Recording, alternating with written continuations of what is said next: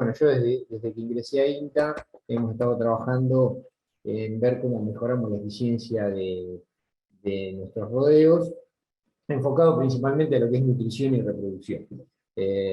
Vamos, a ver si pasa ahí.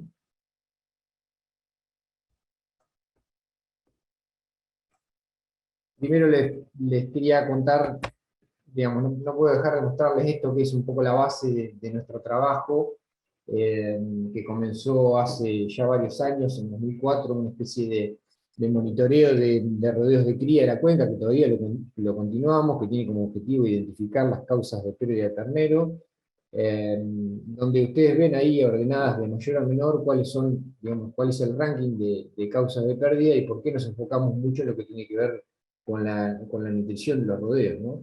En este monitoreo que hacemos, en el que participan más de 20.000 vientres y casi 80 productores de toda la zona, tenemos bien identificado que el estado corporal, digamos, es una de las principales causas de mermas, o sea, de causas por las cuales no llegamos al porcentaje de preñez que deberíamos, y no solo es la principal causa de pérdida, sino además, que creo que lo más importante, que es uno de los índices más variables en cuanto a merma, ¿no? Si ustedes se fijan las barras en rojo de variación de ese porcentaje de terneros perdidos por causas de estado corporal, con lo que es estado corporal, porque nos encontramos con esto en general en invierno, en los últimos, digamos, en los últimos 3 meses del invierno, que son por ahí los más complicados, tenemos un porcentaje alto del rodeo con vacas en estado corporal bajo. Esto lo venimos observando ya desde hace más de 15 años, y es algo que se mantiene, ¿no? Con algo de variación, pero siempre tenemos, obviamente, la restricción clásica del invierno, con vacas que llegan al parto con estados corporales por debajo del óptimo. Hemos hecho mucho monitoreo de rodeos, como les decía, más de 20.000 vacas por año, que las recorremos en general entre el mes de agosto y septiembre. Hoy está Federico Ploruti, que es compañero nuestro a cargo de este proyecto. Acá pueden ver en este gráfico de barras, en verde, es el porcentaje de esos 20.000 vientres que monitoreamos, cuántos vientres llegan en condición corporal óptima, que en la escala de 1 a 5 es 3, cuántas llegan, esa es digamos, la proporción de la barra verde. Tienen después en color amarillo cuáles son las vacas que están en 2,5, que es una vaca que le falta alrededor de 30 o 35 kilos para llegar a su estado óptimo, y en rojo tienen las vacas que están por debajo de 2,5, que la vaca 2 o 1,5, que ya son vacas que además digamos, de tener un bajo estado y comprometer, digamos, la cuestión reproductiva, también generan, en general vemos cuando hay aumentos de porcentaje de este tipo de vacas, también vemos aumento de porcentaje de mortandad, ¿no? Entonces fíjense cómo a lo largo de todos estos años, acá tenemos más de 15 años evaluados, en promedio siempre decimos que tenemos casi un 40%, un 45% de promedio de vacas que llegan al parto con estado corporal inferior al óptimo, o sea, con vacas que le faltan alrededor de 30, 35, 40 kilos para lograr su condición óptima, y en general se da por vacas que tienen restricciones, yo diría, durante los meses de mayo, junio, julio y también agosto, que paren con baja condición y lógicamente nos llevan a tener estos índices variables que les comentaba. Hemos insistido muchísimo en el tema de monitoreo de estado corporal, de hacer una recorrida, de ver la vaca individualmente. Bueno, no quiero volver a repetir todo eso que ustedes seguramente ya lo conocen y lo habrán escuchado, pero simplemente les quiero comentar que el foco lo ponemos acá, ¿no? En recorrer los rodeos, en monitorear el estado corporal, en tratar de llegar con una vaca al parto en condición 3, que es esta vaca que ven en la foto. O sea, el objetivo y el punto crítico para nosotros en los rodeos de cría, no solo diría por cuestiones de índice, sino también, ya vamos a ver, por cuestiones de productividad y por peso del ternero, es que la vaca llegue con condición corporal 3 al parto. Entonces, sabemos que con condición corporal 3 vamos a tener una preñez esperada del 93%, eso está súper evaluado, porque con una vaca en condición corporal 3 tenemos un puerperio corto, un reinicio de la actividad sexual eh, rápida en 45 días, y lo más importante es que ese reinicio vemos que es independiente de cómo viene la primavera, ¿no? O sea, nos da mucha estabilidad en los sistemas de cría, tener vacas que lleguen bien al parto, porque un poco independientemente de cómo venga la primavera, sabemos que la vaca reinicia su actividad sexual a los 45 días y tenemos de alguna forma garantizado un piso de preñez del 90%.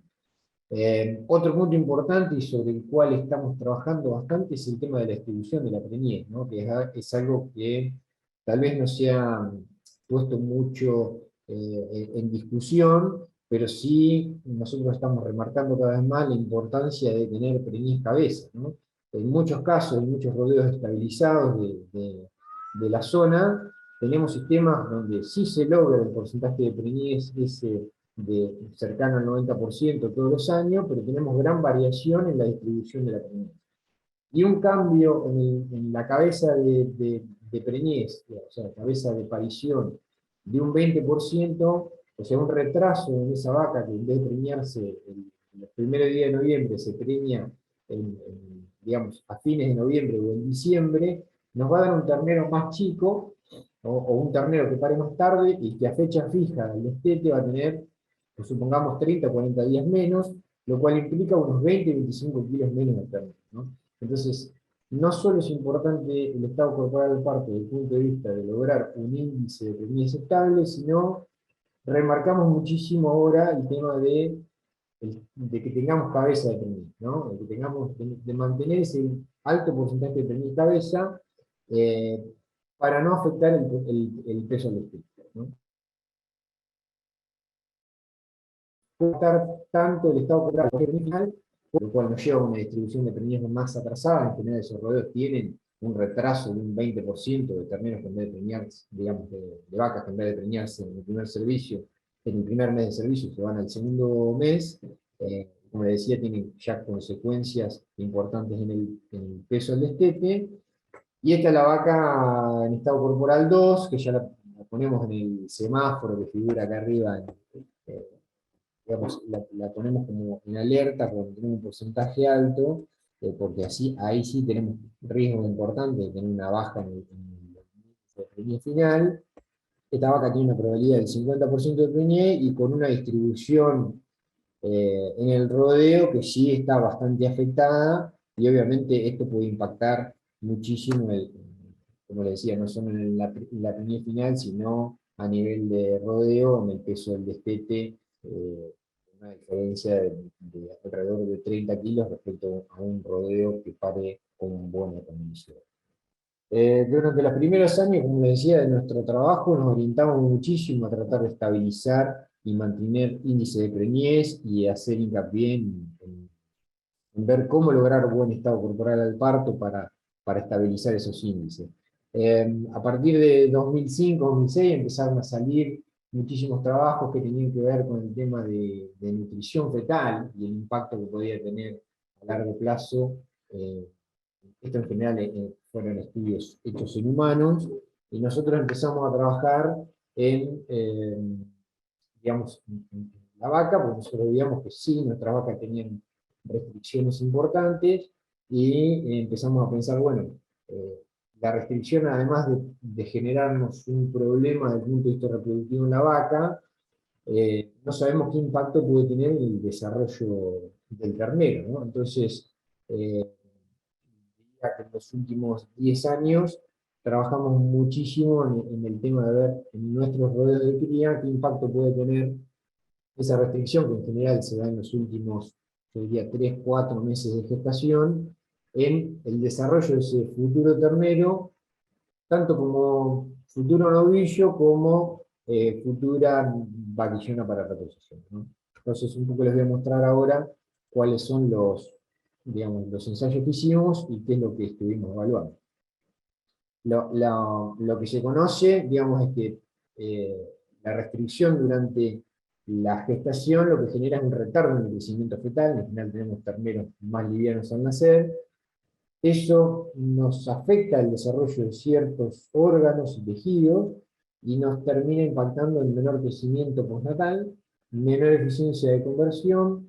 También se han visto cambios en la composición y calidad de carne, que eso es lo que vamos a ver ahora más adelante. Menor desempeño reproductivo también, digamos, las terneras tienen un retardo, las terneras hijas de vaca restringidas tienen un retardo en el crecimiento de su aparato reproductivo, por lo tanto llegan más tarde a la pubertad y tienen menores índices de preñez en el primer servicio. Y también lo que se ha visto es que digamos, esta restricción nutricional durante la gestación incrementa el riesgo de enfermedades y mortandad perinatal. El primer ensayo que hicimos con el tema fue en 2008 en la Chacra Manantiales de Chacomú, que es el Ministerio de Asuntos Agrarios. Ahí tenemos un sistema, mejor dicho teníamos, porque ahora se reestructuró, un sistema de cría intensivo con casi 2 vacas por hectárea de carga, que durante el invierno se mantenían en un sistema de alimentación, digamos, de pastoreo horario con avenas, pastoreo directo y suplementación con silajes. Acá lo que hicimos fue plantear, bueno, un grupo que lo alimentábamos al 100% de los requerimientos versus otro grupo de vacas que lo alimentamos al 50% de los requerimientos. O sea, lo restringimos al 50%. Ahí tienen digamos, el total de kilos de materia seca fue 8 kilos de materia seca. Recuerden que esto es una dieta de muy buena calidad, es silaje más avena, versus el otro grupo que por vaca comía 4 kilos de materia seca. Esto nos llevó a tener al momento del parto un grupo que parió con muy buen estado, o sea, 3.3 en la escala de 1 a 5, y otro grupo que parió con 2.7 promedio de estado corporal. Esto eran casi 50 kilos de peso, de diferencia de peso en la vaca. Y al momento del nacer, que es cuando terminó la restricción, una vez que los terneros nacieron, los 2 grupos de vacas, las restringidas y las no restringidas, fueron a un mismo grupo de animales a comer bien. En general, digamos, la restricción, cuando hacemos los ensayos, termina en el momento del parto. Fíjense que el grupo bien alimentado tuvo terneros que pesaron 32 kilos, y en el grupo restringido fueron 30 kilos, ¿no? Tuvimos no solo esa diferencia en el peso al nacer, sino diferencia de casi 100 gramos, nos llegó a los 100 gramos en la ganancia de peso. Diferencia al momento del destete, que fue un destete temprano, tuvimos una diferencia de un poco más de 10 kilos en el peso del destete, ¿no? Esto lo que nos mostró claramente es que una restricción durante la gestación nos genera un retardo en el crecimiento fetal, porque evidentemente hay diferencias en el peso al nacer, pero además un efecto retardado en cuanto al crecimiento. O sea, durante la lactancia tuvimos terneros que ganaron menos y que fueron, por haber sido restringidos en su vientre materno, y que fueron más livianos al destete. Esto en general la mayoría de los ensayos que hemos hecho, cuando hay muchas restricciones tanto energéticas, como en este caso como proteicas, siempre tenemos alguna diferencia que puede ir entre los 7 y los 13 kilos en el peso del feto. También hicimos trabajos con el tema de sorgos diferidos, que se usaron mucho, digamos, un boom en el uso de los sorgos diferidos como para mantener altas cargas. Ustedes saben que los sorgos tienen esa posibilidad de mantener altas cargas en cría durante el invierno, pero que cae mucho su calidad a medida que avanza el invierno, ¿no? Cuando vamos hacia mayo, junio, julio, el sorgo no solo pierde casi 10, 15 puntos de digestibilidad, sino que la proteína se va de un 8, 9%, puede ir hasta un 3, 4, 5%, ¿no? Entonces dijimos, bueno, acá evidentemente nuestros rodeos también tienen una restricción proteica, no solo de volumen de forraje, sino puede haber una restricción, digamos, en cuanto al contenido de proteína, porque, digamos, la proteína, digamos, el nivel de proteína que una vaca debería tener es alrededor del 10%, y acá estamos con estas dietas por debajo casi de la mitad de los requerimientos de proteína. vamos a ver qué impacto tiene eso, digamos, en el crecimiento del feto y por lo tanto del ternero durante la lactancia. Entonces, tomamos de vuelta un grupo control, solamente con sodio diferido, y otro grupo al cual le suplementamos con pellet de girasol. En este caso fue 1,6 kilos de pellet de girasol por día. Tuvimos lo que ya conocemos cuando suplementamos con proteína, una mejora en el consumo de sorgo, ¿no? Porque digamos, un forraje de baja calidad, cuando agregamos proteínas mejoramos la digestibilidad de la fibra, por lo tanto mejoramos el consumo, eso se ve claramente en el potrero de cualquier, digamos, cualquier forraje de mala calidad, cuando agregamos proteínas se ve claramente cómo aumenta el consumo por mejorar la digestión y la tasa de pasaje, eso lo vimos claramente acá. Fíjense que cae también el remanente, o sea, la vaca que no tenía suplemento proteico dejaba más remanente, ¿no? El sorgo en el potrero.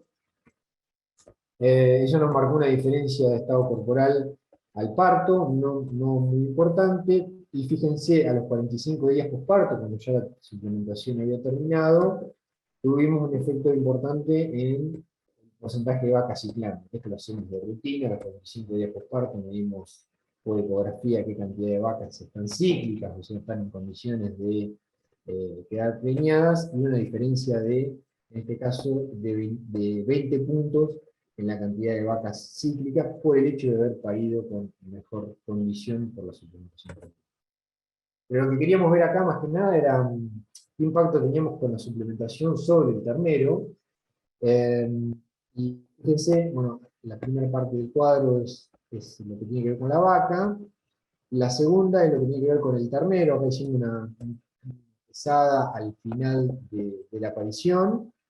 No tuvimos diferencia en el peso al nacer del ternero. En general, cuando suplementamos con proteína, y eso es algo que nos preguntan mucho, es si no podemos tener problemas con la suplementación proteica en vacas, con un exceso en el crecimiento del ternero, ¿no? y dificultades al parto.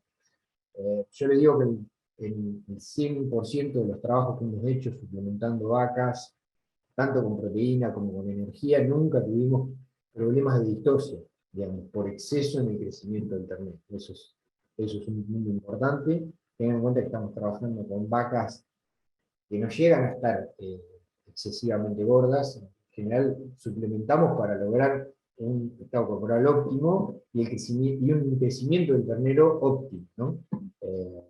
Así que nunca tuvimos problemas de distosia. Bueno, vean en este caso, fíjense cómo hay un efecto retardado de la nutrición fetal sobre el desarrollo del ternero en la lactancia. Acá tuvimos 7 kilos más de peso del ternero al destete y unos casi 50 gramos de ganancia por día más de ese ternero durante la lactancia por el hecho de haber sido suplementado con proteína cuando estaba, digamos, durante su gestación, o sea, en el vientre materno. Una alternativa también que buscamos a la suplementación, porque siempre nos decían, bueno, pero suplementar la vaca en invierno con comederos, poniendo peles de girasol en rodeos grandes, es casi imposible, muy complicado ver peles de girasol todos los días. Bueno, con los chicos de Chascomús, compañeros nuestros de trabajo en INTA, con José Tondo, Mariano Sicchino, Matías Bailleres, diseñamos también con medida de Pablo Recabarren, que trabaja con nosotros de INTA Olavarría, diseñamos un sistema de alimentación invernal, no solo con sorgo, sino combinando sorgo con avena, ¿no? Entonces dijimos, bueno, vamos a sembrar, en vez de 100% de la hectárea de sorgo, vamos a hacer mitad sorgo, mitad avena, como para balancear un poco la dieta, agregar algo de proteína y mejorar la calidad.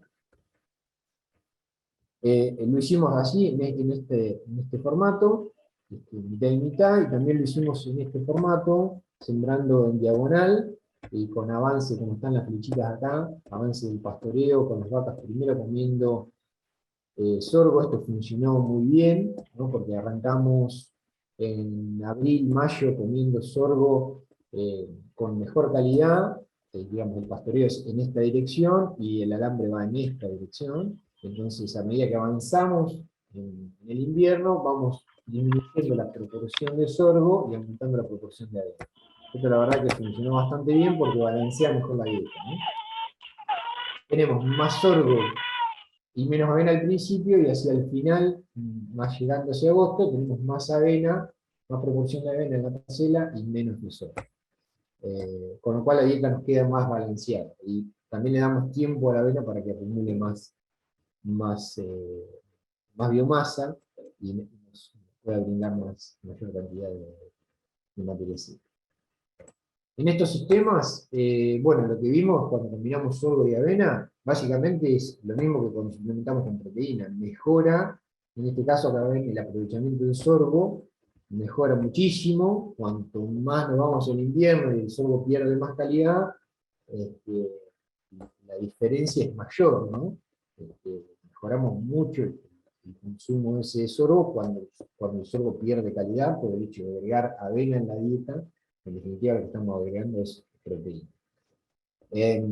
Eso tuvo su efecto en el porcentaje de preñez, casi 5 puntos, o sea, logramos una vaca que llega en mejor estado, por lo tanto, como les decía, mayor cantidad de vacas ciclando temprano, y lo que más nos interesaba, que era qué pasaba con el ternero. Fíjense, no tuvimos diferencia en el peso al nacer, o sea, pusimos proteína, no hubo efecto en el peso al nacer, pero sí tuvimos diferencia en el peso al destete. Fíjense, más de 10 kilos, casi 13 kilos, en el peso del destete por haber mejorado la calidad de la dieta de la madre durante la gestación. Está claro que hay un efecto a nivel de desarrollo fetal que tiene consecuencias a largo plazo, que eso se debe reflejar en un porcentaje de destete, y después vamos a ver también en algunas cuestiones que tienen que ver con la performance de la recría y de la terminación. Buscando un poco simplificar el tema del agregado de proteína, en los sorgos, otra opción que apareció, y esto fue un ensayo que lo acompañamos a Paulo Recabarren en la chacla blanca grande de Olavarría. Hicimos junto con ellos un ensayo en donde también se probó, en este caso, la melaza con urea. Acá teníamos bastantes dudas, la verdad, con respecto, no si lo iban a comer o no a la melaza, sino con respecto a la uniformidad en el consumo, ¿no? Era algo que nos preocupaba, y a cuánto consumo podíamos lograr, porque si estos dispensers de melaza ofrecen melaza al libitum, bueno, como el riesgo acá era de No sé, llegar a estoy en consumos una charla. demasiado elevados y no estar dentro digamos, de los límites que esperábamos, no poder controlar el consumo. La verdad que funcionó bastante bien. Acá de vuelta pusimos los últimos 3 meses de gestación, 2 grupos de vacas, uno con la suplementación con melaza y otro sin melaza, los dos comiendo sorgo de baja calidad en invierno. Fue llamativo porque la verdad que tuvimos, fíjense, acá medimos urea en sangre como para ver si el nivel de, digamos, suplementación llegaba a todas las vacas. La verdad que vimos que, digamos, en todas las vacas llegó, digamos, hubo un consumo. El consumo fue en promedio 1,1 litros por vaca por día, o sea, fue un consumo bajo y dentro de lo que nosotros lo consideramos algo ideal. Y bueno, tuvimos efecto en cuanto a, de vuelta, todo lo que se espera cuando uno suplementa con proteína en forraje de baja calidad, ¿no? Un aumento en el consumo de fibra, o sea, mejoró el aprovechamiento de ese sorgo, y tuvimos diferencias interesantes en el peso, en el peso y en el estado corporal de la vaca al momento del parto, que en este caso era agosto. O sea que la verdad que, digamos, la melaza, si bien hay cierta complejidad con respecto digamos, a lo que es logística y almacenamiento, es algo que como vehículo de una fuente proteica, o en este caso un precursor de proteína como es la urea, funcionó bastante bien, ¿no? Otra alternativa, siempre buscando simplificar la cosa, ¿no? En rodeos de cría, suplementar es una complicación, sobre todo la suplementación clásica. Entonces, bueno, otra línea que también empezamos a evaluar con Natural Mix fue los limitadores de consumo. O sea, ¿qué pasa si agregamos estos forrajes de baja calidad? No solo para vacas, sino también en esto trabajamos bastante con recría sobre silaje de planta entera de maíz. ¿Qué pasa si agregamos proteína, como un concentrado proteico comercial con algún limitador de consumo? Acá usamos varios limitadores. La sal fue el que es el más conocido, el más clásico, la sal al 12,5%. La probamos en varias situaciones. En general encontramos que con buena calidad de agua nos costó que la sal regule el consumo. Fíjense. Bueno, ahí se ve, Mariano. ¿Bien? Perfecto, ¿Sí? perfecto. Bueno, continuamos. Vamos a tratar de hacerlo un poquito más rápido. Así, aunque sea después, dejamos espacio para preguntas y lo hago por el teléfono. Me conecto con el teléfono. Con respecto al efecto de la suplementación proteica, lo que le quería comentar, más ya pensando a largo plazo, a ver qué pasa después del destete. Todo lo que vimos hasta ahora es, bueno, qué impacto tiene en el peso al nacer y en el peso al destete, ¿no? También evaluamos qué pasa con una recría de novillos y una terminación a corral. Lo interesante acá que vimos fue que acá comparamos un grupo suplementado de vacas de vuelta con 12% de proteína versus otro con 6% de proteína en la dieta durante el último tercio de gestación, y acá lo que tienen son las curvas de crecimiento de esos novillos. La verdad que no encontramos diferencia en lo que es ganancia de peso y peso final, en este caso. Sí, lo que encontramos una respuesta interesante en cuanto a área de ojo de bife. Hacemos ecografías casi mensuales durante la terminación, y encontramos casi una diferencia de un 10% en lo que es el área de ojo de bife y rendimiento. Bueno, esta es una foto ilustrativa de cómo medimos al momento de digamos, las 24 horas de faenado el área de ojo de bife. Este es un corte transversal digamos, de ese bife que, como les decía, tuvo un 10% más de área, o sea, hubo mayor desarrollo muscular, y para tratar de explicar por qué hubo mayor desarrollo muscular, lo que evaluamos fue la cantidad de fibras musculares que había en cada longísimo dorsi, o sea, en cada bife, y también evaluamos el diámetro de esas fibras musculares. Ustedes saben que hay una teoría que dice que, en realidad una teoría ya bastante comprobada, que dice que el desarrollo de las fibras musculares se da a partir del segundo o tercer mes de gestación y continúa hasta el octavo mes de gestación. Esto es muy importante entenderlo porque el número de fibras musculares se define durante la gestación, y una vez que el animal nace, ya no, digamos, las fibras musculares no se multiplican. O sea, son fijas, se fijan al momento del nacimiento. Entonces después el músculo crece por hipertrofia, o sea, esas fibras aumentan de diámetro, pero ya no voy a tener mayor cantidad de fibras. Entonces la dieta durante la gestación a mí me está definiendo cuántas fibras musculares va a tener ese animal, y por lo tanto va a estar definiendo cuál es el potencial de crecimiento. Yo tengo mayor cantidad de fibras que después se van a hipertrofiar o se van a aumentar el tamaño. Cuanto mayor cantidad de fibras tenga, porque mejora la alimentación, mayor potencial de crecimiento tenga. Entonces es un poco lo que explica el por qué encontramos mayor área eh, de ojo de bife en los novillos hijos de vacas suplementadas. Como les decía, bueno, peso de la carcasa, o sea, de la res, no hubo diferencia. Sí hubo diferencia en el rendimiento, o sea, tuvimos casi el mismo espesor de grasa dorsal, pero con una diferencia en el rendimiento que se lo atribuimos a esa mayor área de ojo de bife, ¿no es cierto? O sea, mayor desarrollo muscular.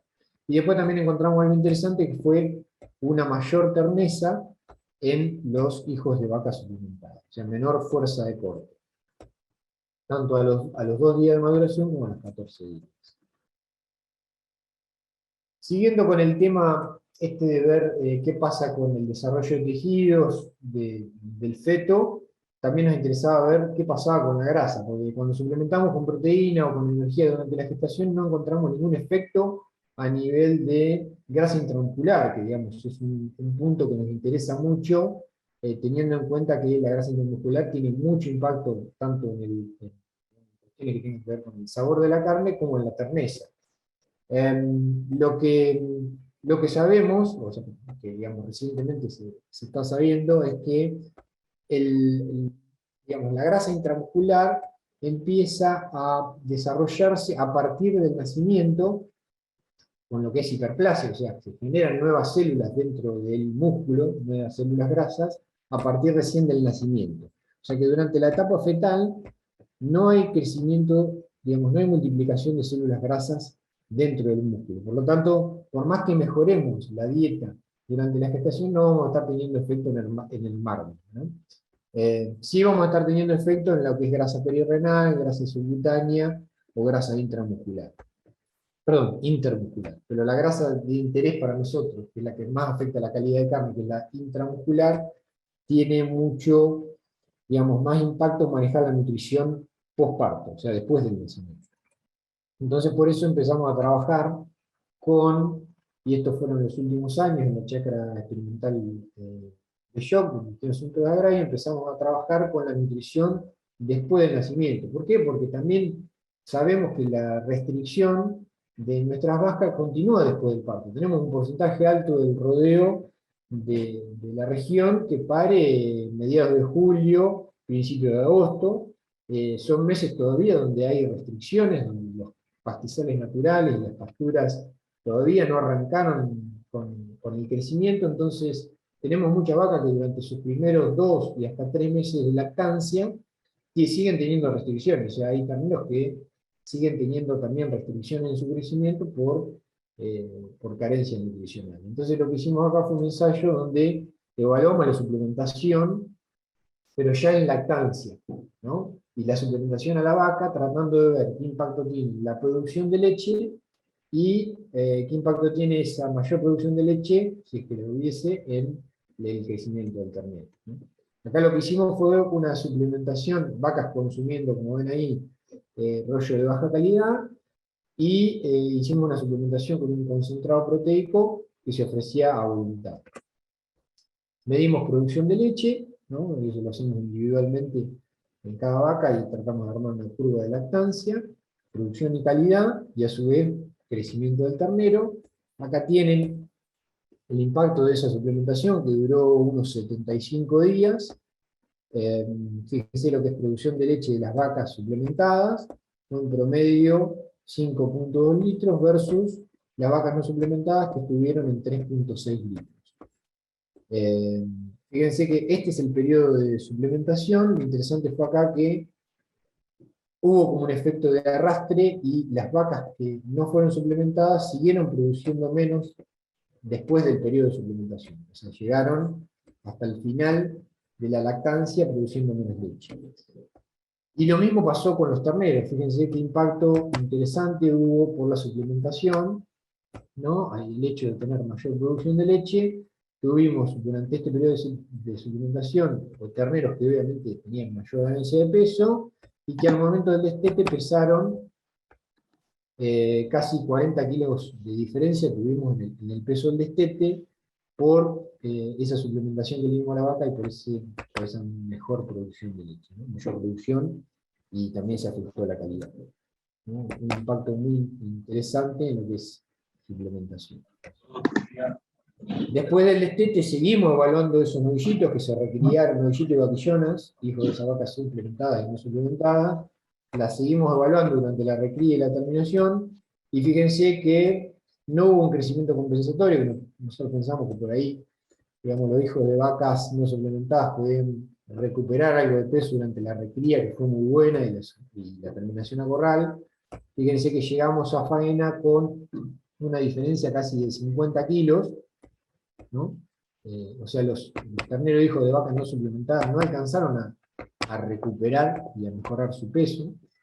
Y acá tienen en este cuadrito las diferencias en la res, ¿no? Ya después post faena, tenemos este peso de la res, tuvimos 35 kilos de carne de diferencia, mayor área de ojo de bife, 8 centímetros más, no hubo diferencia en la grasa dorsal y tampoco hubo diferencia en el rendimiento. Pero sí, evidentemente, una diferencia marcada a largo plazo tuvimos por suplementar la vaca esos 75 días, esos primeros 75 días de lactancia.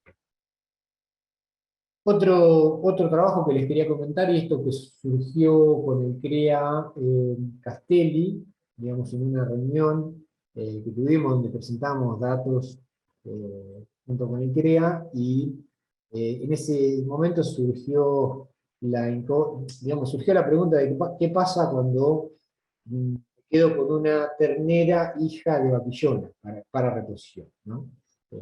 Es una ternera que normalmente es más liviana y que sufre ciertas restricciones en cuanto a su desarrollo por ser hija de una vaca que todavía no está desarrollada, una vaquillona de 15 meses. Entonces, bueno, hicimos también un ensayo en base a esa pregunta, comparando los hijos de vacas adultas contra hijos de vacas de 27 meses, o sea, servidas a los 27 meses, contra hijos de vacas servidas a los 15 meses, ¿no? Esto lo hicimos todo con el mismo toro, o sea, todo en las mismas condiciones, usando el mismo toro para los tres grupos de vacas. La verdad que vimos resultados, bueno, ya un poco lo esperábamos en cuanto a peso del destete, ¿no? Los hijos de vacas eran 207 kilos, los hijos de vaquillona de 27 meses 181, y fíjense los de vaquillona de 15 meses, 157 kilos. Esto es fecha el 1 de abril, que fue el destete. Después lo subimos durante la recría. Lo interesante fue ver que los hijos de vaquillonas de 15 meses tuvieron un efecto de crecimiento compensatorio y alcanzaron al momento de faena, esto se faenó todo el 1 de enero, alcanzaron al peso de las hijas de 27 meses, pero estuvieron lejos del peso de los hijos y hijas de vacas adultas, ¿no? Lo cual claramente muestra que el desarrollo de una ternera o un ternero, si es hijo de vaca o de vaquillona, cambia mucho. Diferencias interesantes, no se ven diferencias entre 15 y 27.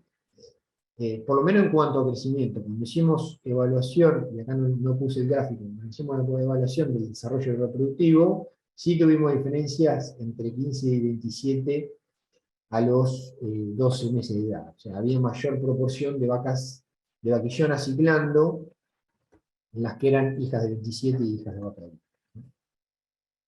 Por lo cual, desde el punto de vista reproductivo, digamos, dejar hijos de vaquillona en general, sabemos que van a ser terneras menos fértiles, o sea que van a alcanzar una pubertad bastante más tardía, y por lo tanto van a tener un menor porcentaje de preñez. Lo que no sabemos es si eso se va a mantener más a largo plazo, pero asumimos que probablemente sí, ¿no?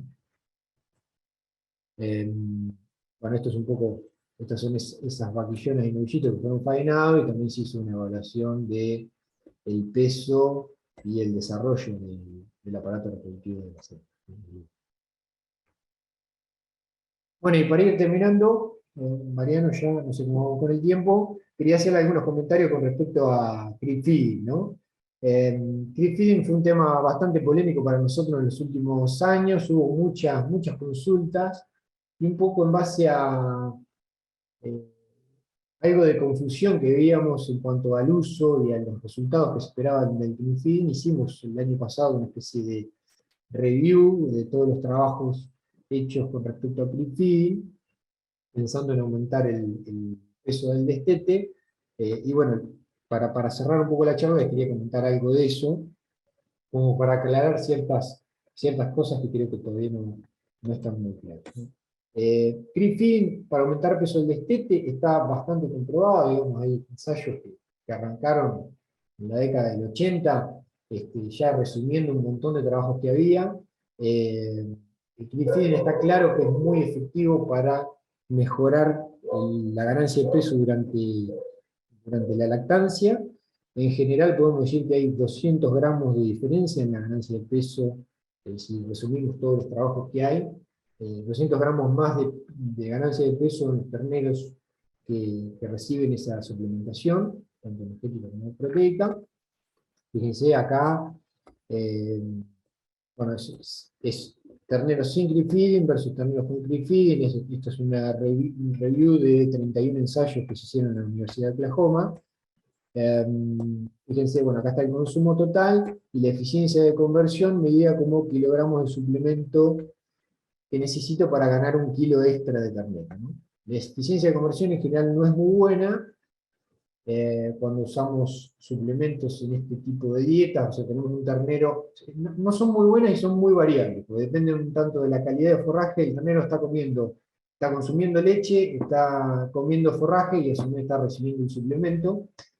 La calidad de los 3 componentes puede variar muchísimo y por eso varía mucho lo que es la eficiencia de conversión y normalmente no es una dieta del todo balanceada. Entonces, por lo general son suplementos ofrecidos a voluntad, ¿no? Entonces, bueno, en general las eficiencias de conversiones son de este tipo, ¿no? Cercanas a los 8 o 9 kilos de suplemento para lograr 1 kilo extra de ganancia de peso.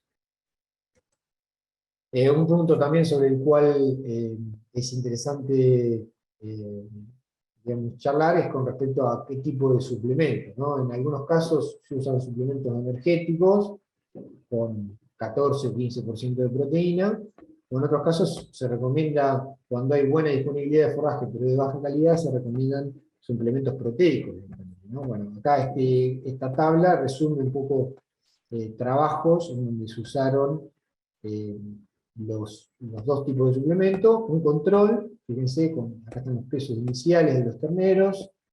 Normalmente la suplementación arranca a partir de los 2 meses de lactancia y termina casi al destete. Fíjense, acá tienen el peso final, el grupo sin creep feeding, 195 kilos, versus 211 cuando se suplementó con proteína, o 231 cuando se suplementó con energía. Acá tienen las diferencias en la ganancia de peso, y fíjense algo importante que es el tema de la eficiencia de conversión, medida como kilogramos de suplemento necesario para lograr 1 kilo extra de ternero, ¿no? En general, la eficiencia de conversión de ese suplemento es mucho mejor cuando usamos proteína, porque nos permite balancear mucho mejor la dieta, ¿no? Fíjense, 3.3 kilos versus cuando suplementamos con energía 7.8 kilos, ¿no? Cuando suplementamos con proteína, en general los consumos son más bajos, eh, y logramos una mejora en la digestibilidad de la fibra, ¿no? Por lo tanto, digamos, en general se ven mejores índices de conversión con suplementos proteicos. Y un punto importante, ya que queríamos empezar a tocar, y por eso un poco hicimos la revisión, era qué efecto tiene el creep feeding sobre la vaca. O sea, hay mucha gente que suplementa al ternero pensando, digamos, que va a tener un efecto en la vaca positivo, que va a premiar más y que va a mejorar la condición corporal de la vaca. Fíjense que en este ensayo el cambio de peso de las vacas no fue significativo, o sea, no hubo diferencia, por más que suplementemos al ternero, el cambio de peso de la vaca fue de 46 kilos versus 39 versus 40. Y eso es un poco lo que se ve en todos los ensayos, ¿no? Entonces, por eso la pregunta, ¿creep feeding mejora el desempeño de las vacas? Y yo les puedo decir concretamente, y con toda la información que hay, que el creep feeding no mejora, que eso es un punto interesante. El creep feeding nos va a permitir mejorar la ganancia de peso, aumentar 20, 30 kilos al destete, con esos índices de conversión que les mencionaba, pero no tiene ningún efecto sobre la evolución de peso de la vaca, la evolución de estado corporal y tampoco la producción de leche. Fíjense, acá se midió sin creep feeding versus con creep feeding, evolución de peso, evolución de estado corporal, y se midió también producción de leche, y no cambian los mismos, ¿no? Está bien comprobado que un ternero que está suplementado no va a dejar o sea, no cambia su hábito de consumo en cuanto a la leche. O sea, va a consumir todo lo que la vaca produce, sobre todo a medida que avanza la lactancia, digamos, cae la producción de leche y aumenta el peso del ternero. Eso hace que el ternero se consuma absolutamente todo lo que la vaca produce de leche, y no, digamos, no modifica el hecho de que suplementemos, no modifica la condición, y tampoco los índices reproductivos. Por lo tanto, siempre recomendemos que si queremos mejorar, o sea, tener bien claro, si queremos mejorar índice reproductivo, o sea, preñez de la vaca, o si queremos mejorar peso al destete, Porque si estamos en una situación crítica y queremos salvar el porcentaje de preñez, bueno, cream feeding probablemente no sea digamos, lo recomendado. O sí usar cream feeding, pero tratar de trabajar de otra forma el tema de la vaca, porque el anestro va a seguir, digamos, si la vaca está flaca. Bueno, Mariano, disculpe que creo que fue un poco rápido, no sé cómo estamos con los tiempos, pero traté No, de perfecto, Sebastián. hacerlo lo Muchísimas mejor posible. gracias. No, con el tiempo, bueno, venimos atrasados, pero bueno, vamos a hacer lo posible para ajustar las preguntas que seguramente ahora Facu nos va a resumir para que vos las puedas responder y ya después pasamos a Germán. Facu, ¿estás ahí? Hola, sí, sí, acá estoy. Bueno, voy haciendo las preguntas que tenía registradas y si se agrega alguna, la metemos. Primera, ¿cuánto es una pérdida o una baja normal en un rodeo de la cuenca del Salado? Y pérdida nosotros como normal, buena te diría, el promedio de los campos que seguimos, que no son la media zonal, sino que decimos que están por encima de la media, son campos que registran y demás, tienen un promedio del 81% de preñez, o sea que un 19% de pérdidas aproximadamente, pérdida contando todo, ¿no? O sea, contando que no preñamos un 10% de las vacas, o sea, tenemos un 90% de de índice de preñez, un 10% de vacas no se preñan, promedio, un 5%, perdón, un 5% de vacas no paridas o que pierden o que están abortadas, pierden el ternero entre el tacto y el parto, y un 4% aproximadamente de terneros que se pierden después del parto. O sea, que pueden nacer muertos, están contados ahí, en ese intervalo, o que pueden morir por diarrea, neumonía, mancha, etc. O sea, un 10% entre servicio y tacto, un 5% entre tacto y parto, y un 4% entre entre parto y desteto. Eso considerado como algo promedio, ¿no? Mejorable, absolutamente. Perfecto, seguimos. Están los costos diferenciales entre sorgo avena versus sorgo suplementado con pellet, y a esto le agregan el suplemento con melaza, si están esos costos. Lo que pasa que siempre tenemos el mismo problema, ¿no? Digamos, van variando tanto los costos de los insumos y el kilo, que son cálculos que tenemos que estar haciendo continuamente. Y aparte varían mucho según la zona, según el productor, qué tipo de suplemento, cuánto te cobran. Yo lo que digo siempre cuando nos hacen este tipo de preguntas es, bueno, está lo más importante, que está la diferencia productiva que vos podés tener. O sea, lo importante es que cada uno calcule, bueno, yo les digo, sí, suplementamos con 1,6 kilos de peles de girasol. Bueno, y tuvimos una diferencia de 7 kilos del destete y 20% más de vaca ciclando o vaca preñada en el primer mes de servicio. Bueno, lo ideal es que cada uno haga su cálculo y diga, bueno, a mí cuánto me sale el pellet de girasol, digamos, puede haber el impacto que tiene y si se justifica ese año. Porque hay años que se justifica suplementar y hay años que es más complicada la cuenta, ¿no? Eh, entonces, digamos, el ensayo lo importante que brinda es qué diferencia productiva tenés, y después la cuenta es muy fácil, porque cada uno dice, bueno, cuánto gasto de suplemento y qué, digamos, lo importante es que tengan el dato que yo les doy, digamos, que le damos nosotros con nuestro ensayo, de qué diferencia en cuanto a la producción pueden tener, ¿no? Les diría que en general cuando hacemos los cálculos de suplementación proteica, casi siempre cierra. Les diría el 90% de las situaciones cierra bien, o sea, conviene suplementar. Seguimos.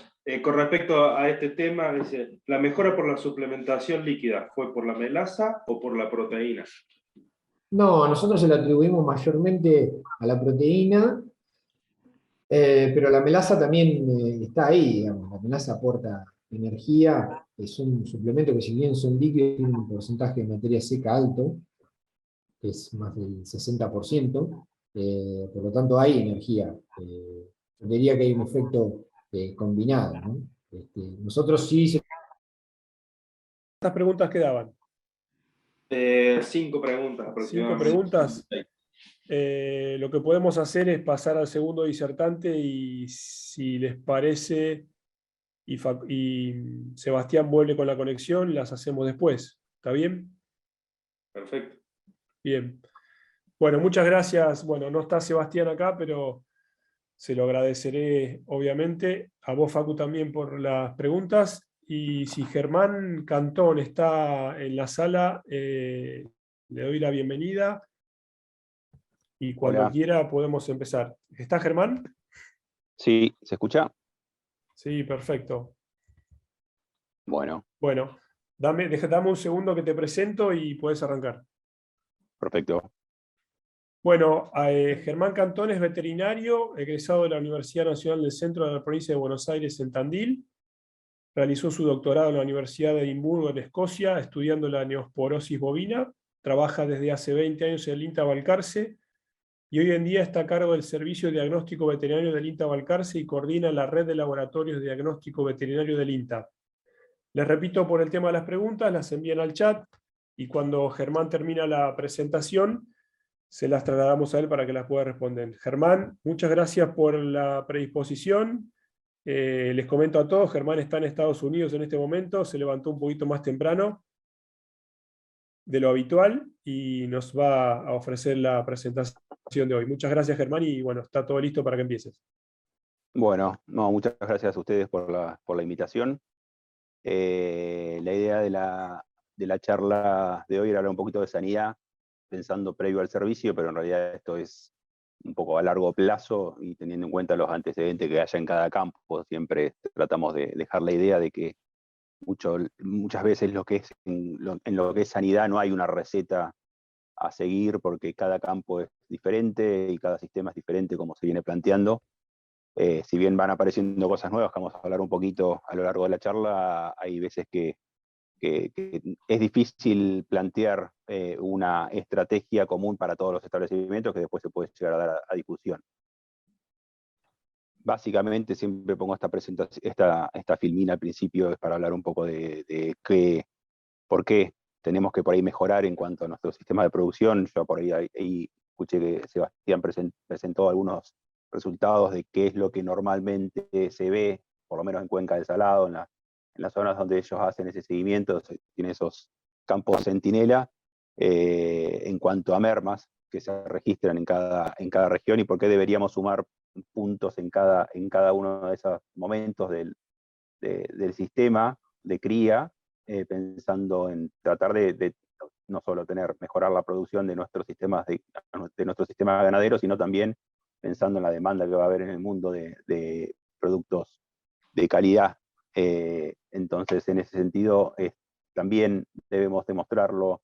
También debemos demostrar que somos buenos produciendo, porque en algún momento nos van a empezar a pedir mejoras desde el mercado internacional en nuestros sistemas de producción, en cuanto a esas mermas que tenemos. Por lo menos cuando comparamos con otros países, eso es importante tenerlo en cuenta también. Hay varias cosas que se pueden mejorar, que ya se venían planteando recién, se dieron en la charla, pero en lo que es rodeo de bovino para carne, la parte de cría básicamente es las tasas reproductivas, lograr primero que la vaca se preñe. Esto obviamente no es ninguna novedad. Se tocaron varios temas recién, sobre todo la parte nutricional, y después vamos a hablar un poquito sobre eso, pero seguramente Sebastián ya lo presentó bastante con mucho detalle. Y lograr que estas vacas, después que se preñen, paran, digamos, que no tener pérdidas entre, sobre todo, el tacto y la aparición, que es un momento clave, y muchas veces ese dato de aparición justo es el que a veces nos falta. Nos damos cuenta recién cuando ya terminamos y hacemos el destete, la cantidad de terneros que nos faltaron. Después que esos terneros vivan al pie de la madre, no tener tantos problemas de aguachamiento, diarreas, neumonías al pie de la madre. Y obviamente cuanto mayor peso el destete de esos terneros, yo no estoy produciendo cantidad de terneros, sino kilos de carne por superficie, entonces cuanto mayor peso de destete tengamos de esos terneros, más rentable va a ser el sistema y mejor productivamente. En líneas generales, en promedio en Argentina el porcentaje de destete no supera el 63% históricamente. por año, o sea que de cada 10 vacas que hay en Argentina producen 6 terneros todos los años. Por ahí dista un poquito de lo que mencionó Sebastián, pero esto bueno, son los datos que surgen de acuerdo a la producción. Si bien hay diferencias entre región y región, hay zonas más complicadas y que es entendible hasta cierto punto tener mermas más importantes. Esta es la histórica MEA nacional, que bueno, después variará de cada región y de cada establecimiento, pero bueno, es por la que tenemos que tratar de en algún punto mejorar, si nos comparamos por lo menos con otros países y queremos en un futuro competir también con esos países, porque nos van a empezar a pedir mejoras en ese sentido, como una barrera para arancelaria, para tratar de, yo te compro si mejoras un poquito la producción, porque obviamente estos sistemas son menos sostenibles en el tiempo. Esto es lo que los libros dicen como óptimo. Ya Sebastián mencionó que es lo que normalmente se registra en la zona, sobre todo en Cuenca Salada, donde ellos registran, pero en líneas generales la situación óptima sería de que de 100 vacas que entran a servicio, 98 se preñen. Yo entiendo que eso obviamente es lo ideal, óptimo, pero muy difícil de llegar, depende sobre todo en las condiciones de nuestros sistemas de producción, que estás expuesto a muchas condiciones que a veces son poco manejables por nosotros, entonces es muy difícil. Al, digamos, tener otro porcentaje digamos, ahí lo que hablábamos, perdón, la preñez es que durante la gestación que se pierdan ese 2%, o sea, del total de vacas que se preñaron al tacto, no supera el 2% de preñeces que se pierdan, o sea, de abortos. Otro 2% de preñeces puedes perderlas en el periparto, o sea, que tener algún problema de distocias o de dificultades durante el periparto o en las primeras horas de vida, días de vida de esos terneros, y no más de un 2% de terneros hasta el destete, pues, ese periodo. Estos son como se dicen como condiciones óptimas para lograrlo. Esto depende, digamos, son condiciones que se pueden llegar a lograr, si uno tiene seguimiento y registros históricos, estos son algunos datos de afuera y otros datos de acá de Argentina, históricamente, se pueden llegar a lograr, en algún punto puedes tener un porcentaje más alto o más bajo en comparación con otros lugares, y va a depender también de mucho de cada sistema, de la categoría animal, vaca, vaquillona, de un montón de aspectos. Históricamente hay algunas situaciones que se han dado y que han ido cambiando, por ejemplo, para poner un ejemplo clásico en lo que es sanidad con respecto al tema brucelosis. Si hablábamos hace 20 o 30 años, la brucelosis es un problema endémico que estaba muy distribuido y que era causal de importantes pérdidas causal de abortos y mortalidad perinatal en nuestros rodeos, y hoy en día eso está bastante controlado. Entonces, en ese sentido se ha ido mejorando.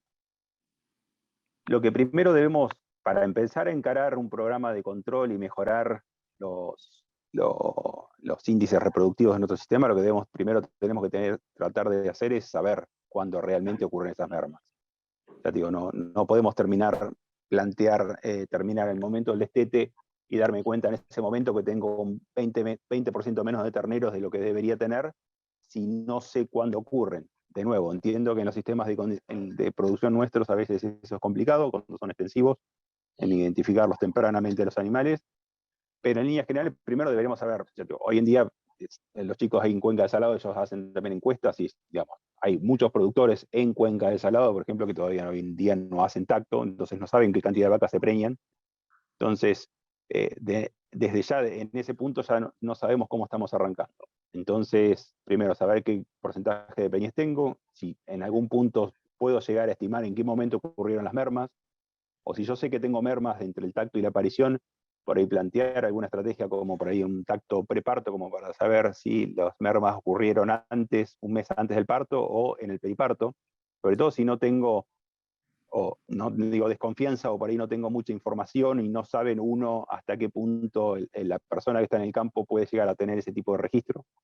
Entonces, saber en qué momento, por lo menos, al menos tener una idea en cuándo ocurren esas pérdidas. Si es en la primera parte de la gestación, si es hacia el final de la gestación, para empezar a pensar, porque hay enfermedades que afectan en un momento o en otro. Entonces, desde el punto de vista clínico, yo puedo llegar a estimar qué enfermedad podría llegar o qué problema sanitario podría llegar a tener implicancias hacia el problema que tengo es que la vaca no se preña, o que la vaca tiene pérdida embrionaria temprana o mortalidad fetal temprana. o si ya son abortos grandes, en qué momento ocurre eso, o en el periparto. Eso es importante en primer medida para tener en cuenta.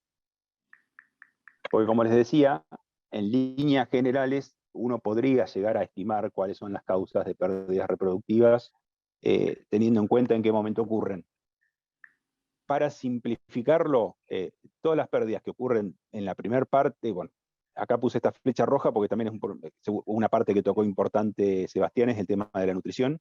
En esta primera parte, o sea, durante el servicio y la concepción, la nutrición, el impacto que tiene la nutrición, el impacto que tiene algunos otros aspectos a tener en cuenta hoy en día que están más de moda, como puede llegar a ser el estrés térmico o el consumo de herbacaloides, festuca, clavíceps, durante el servicio y el impacto que puede llegar a tener eso sobre la concepción. Es algo importante que tenemos que tenerlo muy en cuenta. Y en línea general lo que podemos ver es que si vemos que el problema que tengo yo en los campos es que la vaca no se preña o tengo alguna pérdida reproductiva temprana, tenemos que empezar a pensar principalmente en problemas que no son netamente sanitarios, o sí, pero por ahí más pensando en el tema de nutrición o algún problema de estrés térmico.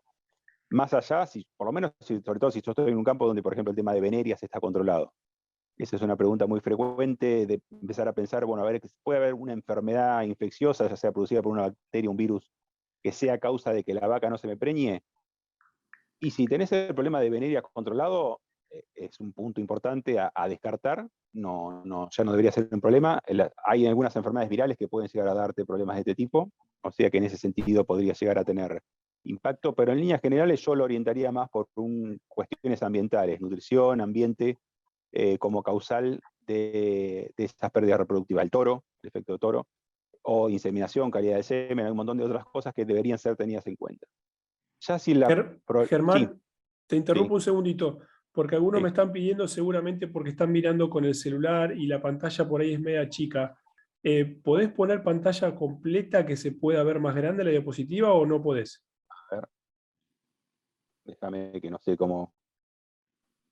Estoy en una computadora. No sé qué es lo que ven No te ustedes. deja. Lo que pasa es que se ve una diapositiva y la siguiente también se ve al lado Ah, pará. Sí, para no compartir la siguiente, ¿no? sí, sí, sí. A ver, déjame si puedo.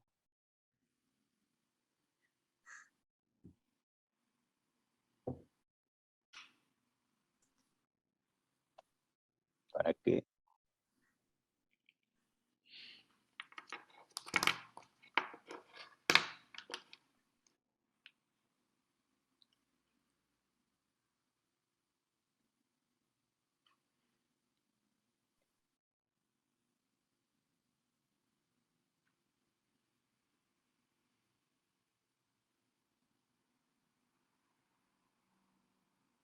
Ah, ya sé lo que me decís. Ahí Ahí, está. ¿mejoró? Perfecto. Ahí mejoró, sí, sí, gracias. Bien.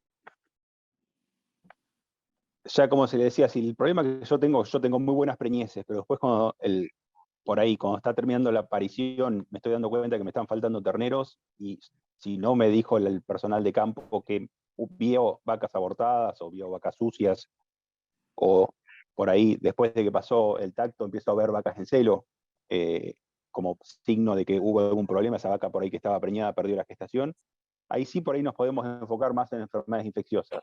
De nuevo, venerias también te puede dar en este momento, neospora, brucela, leptospira, algunas enfermedades virales. Hay algunas enfermedades tóxicas que te pueden dar también abortos. Ahí sí, por ahí generalmente nos enfocamos en este tipo de problema infeccioso, que van a tener o no posibilidades de control, con vacunas o sin vacunas. Algunas enfermedades todavía hoy en día no tenemos vacunas para controlarlas. Entonces, ahí por ahí sí nos enfocamos principalmente en este tipo de enfermedades. O cuestiones de manejo, por ahí nosotros una consulta bastante frecuente, justamente, bueno, tuve que hacer encierro para aplicar alguna vacuna, para tratar algo con los animales, y en la semana siguiente vi que algunas vacas abortaron. Por ejemplo, hay que tener en cuenta que también un encierre, aún trabajando en condiciones normales, puede llegar a ser explicar alguna pérdida reproductiva, algún aborto. Entonces eso también es para tener en cuenta. Ya si después el problema es en el periparto, obviamente el tema, si está la vaca en condiciones para parir, distocias, algo que hemos empezado a ver algo con mayor frecuencia, que quizás estuvo subdiagnosticado previamente, es el tema de, sobre todo en aquellos campos donde yo sé que tengo problemas de hipomagnesemia, el hecho de tener algunas distocias predispuestas por hipomagnesemia subclínicas, digamos, eso es una posibilidad. O sea que son cosas a tener en cuenta. Entonces, para simplificar un poco, porque uno cuando sale por ahí de la facultad sale la idea, o el productor tiene la idea de que si una vaca abortó es porque hay una enfermedad infecciosa, quiere decir que hay una bacteria o un virus que hace que esa vaca aborte. Y si bien en líneas generales es así, en gran medida es producto de alguna enfermedad infectocontagiosa, muchas veces son otras cuestiones, ya sea genéticas o ambientales, que uno no puede controlarlas del todo y que sea la causa de esa pérdida reproductiva. También tenerlas en cuenta. Y dentro de lo que es ambiental hay un montón de causas que pueden llegar a ser, digamos, estar asociados a este tipo de problema. Algunos tóxicos, algunas causas nutricionales, quiero decir alguna deficiencia mineral, por ejemplo. La temperatura ambiente. Hay varias causas traumáticos, como les decía yo, por ejemplo, trabajar con los animales, con la vaca preñada de una manera no tan adecuada, puede llegar a ser explicación de la pérdida reproductiva. El problema que yo tengo realmente, esto lo voy a pasar medio rápido, pues Sebastián ya lo mostró muy bien, el tema si yo tengo problemas que la vaca no se preñó, arrancar a preguntarme a ver cómo estaba justo antes de arrancar el servicio. Si yo estoy por arrancar, puse acá un ejemplo, el 1 de octubre y tengo al principio de septiembre tengo a la vaca en esta condición corporal, no podemos pretender por ahí después, cuando llega el marzo a hacer el tacto, tener unos resultados muy buenos, ¿no? Entonces, en ese sentido, en primer medida, hacer un mea culpa, porque muchas veces cuando uno hace, o por ahí uno como veterinario va a hacer tacto en marzo y no sabe qué pasó en septiembre, no sabe cómo la vaca estaba en septiembre, por ahí para marzo la vaca está espectacular, pero en septiembre por ahí venía sufriendo del invierno anterior. Entonces este dato, por eso a veces lo recomendamos si uno es el veterinario de ese campo, hacer una recorrida por ahí en septiembre para ya tomar nota en ese momento y decirle, cuando va bien en marzo a hacer el tacto, tener una posible explicación de los números que nosotros veamos después. Y como también para tener en cuenta dentro del punto de vista cuando voy a hacer el tacto en marzo, que pongo acá muchas veces que la pobre condición corporal de la vaca preservicio es un diagnóstico diferencial de las enfermedades de transmisión sexual, quiero decir, de las enfermedades venéreas, de Trico, Campi, porque muchas veces clínicamente lo que voy a ver es lo mismo. Voy a ver, al momento de hacer el tacto en marzo, veo que no tengo casi vaca preñada de cabeza, y la mayoría de la vaca se empezó a preñar después que iba avanzando el servicio. Entonces ese dato también es importante. Y ese dato también es importante para los veterinarios, es tratar de tomar esa información, hacer una distribución de las preñeces, porque a veces da mucha información para tratar de después buscar explicaciones. Saber qué porcentaje de vaca se preñó en el primer mes de servicio, qué porcentaje de vaca se preñó en el segundo mes o en el tercer mes de servicio. Muchas veces te da mucha información, y sobre todo si tenés registro por en qué recursos forrajeros estuvieron esas vacas durante esos meses de servicio, también te puede llegar a explicar a veces cosas, sobre todo relacionado a pérdidas reproductivas, por ejemplo, asociadas a la parte de estrés térmico. Sobre todo si nos metemos en el servicio muy en enero, que a veces es común en nuestro sistema. Después una cuestión para tener en cuenta que es hasta fisiológico, le podríamos decirlo, que decir que es normal, este trabajo ya es relativamente reciente, donde se sabe que en realidad hasta fisiológicamente ocurre cierto porcentaje de pérdidas, y esto por ahí lo vemos más claramente hoy en día cuando hacemos una IATF, que normalmente tenemos un 50% de preñez por IATF, es lo habitual, o de ahí para arriba, o es lo que uno esperaría, ¿ah? Y esto es hasta fisiológicamente ocurre un cierto porcentaje de pérdidas de la vaca que tiene la concepción, y tener un 50% de las pérdidas, como dice ahí, antes del día 16 post-inseminación artificial. Esto es común de tener, y por esa razón es que normalmente uno, por ahí en un servicio natural, esto no lo ve tan frecuentemente, porque la vaca si perdió la gestación o no se preñó en el primer servicio, en el primer celo lo irá a hacer en los celos subsiguientes. Entonces, tener en cuenta que esto ocurre fisiológicamente, es normal, no es común que una vaca de una se preñe y mantenga la preñez durante los 9 meses. O sea, hasta fisiológicamente ocurre eso. ya sea por cuestiones, como le decía yo, fisiológicas, hormonales, alguna pérdida de concepción que se le ocurre en ese momento, hasta después la presencia de algunas cuestiones a veces difíciles de manejar, como el ambiente, por ejemplo, la hipertermia. Esto, el tambo se conoce muy bien, el efecto que tiene la temperatura elevada ambiente sobre la concepción, sobre todo si esto, en los casos nuestros, estamos sobre festucas tóxicas y nos metemos muy en el verano, en el servicio, el impacto que puede llegar a tener.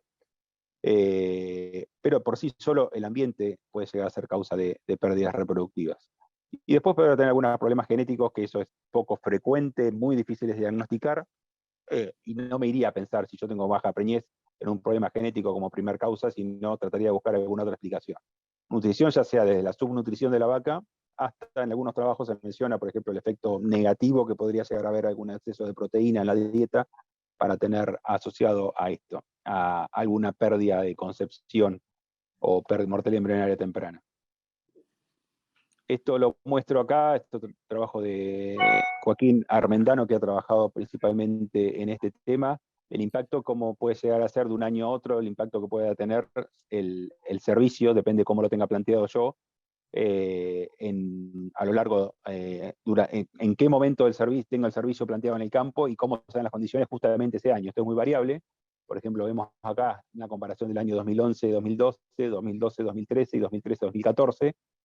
Si yo tengo un servicio noviembre, diciembre, enero, pongámosle como ejemplo, y la vaca llegó muy bien, y después empiezan a interactuar los distintos factores. Si la vaca llegó muy bien al comienzo del servicio, se va a preñar casi toda la vaca en noviembre y diciembre, y el impacto del estrés térmico que voy a tener va a ser poco sobre esto. Entonces, si yo logro preñar la mayoría de la vaca acá, no voy a tener problemas.